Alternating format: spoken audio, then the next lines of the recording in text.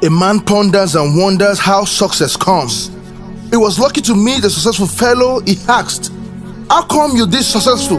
The great man smiled and replied, "If you truly want me to show you how I became successful, then you meet me by the river bank tomorrow by 7 a.m. 6 a.m. next day, the ponderer was at the river bank waiting. "If you truly want me to show you how I became successful, then you come with me into the water," the great man commanded. As they moved into the deep of the waters, they approached a point where the head of the ponderer was covered with the water.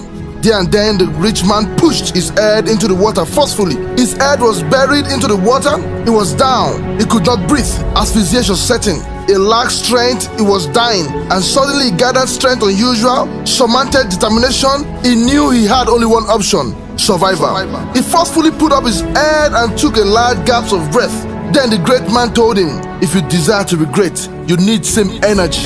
You must be desperate for legitimate success, because success is hard work meant for only those determined to win. You must get out of a comfort zone, be deaf to destructive criticism, be blind to sentimental discouragement, locate those opportunities, live above cynicism." In May 26, 2003, Arian Houghton was hiking. A big rocky stone fell on his right hand and he was trapped. He waited 4 days and then amputated his own hand with a pocket knife. In Haiti, Evan Mosigo was buried underneath earthquake rubble for 27 days. He survived the deadly massive earthquake just by the inner scream of "I must survive." The most amazing part of this story is when asked their experience, they smiled and chuckled and said, "I guess it could have been worse."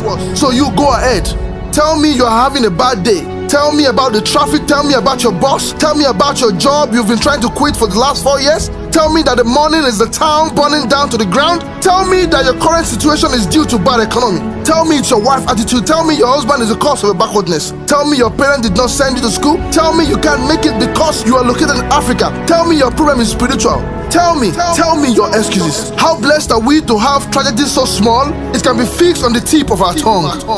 See, my father was rushed to the hospital somewhere in Lusami Hospital in Musha in Lagos, Nigeria. After he suffered from an heart attack, the doctor passed a long pipe on his lungs to clear the airways. He struggled, tapped my mom to tell the doctor to remove the pipe because it was greatly choked. My mom explained to the doctor. The doctor got angry, screamed at my mom, and before the argument ended, my dad died.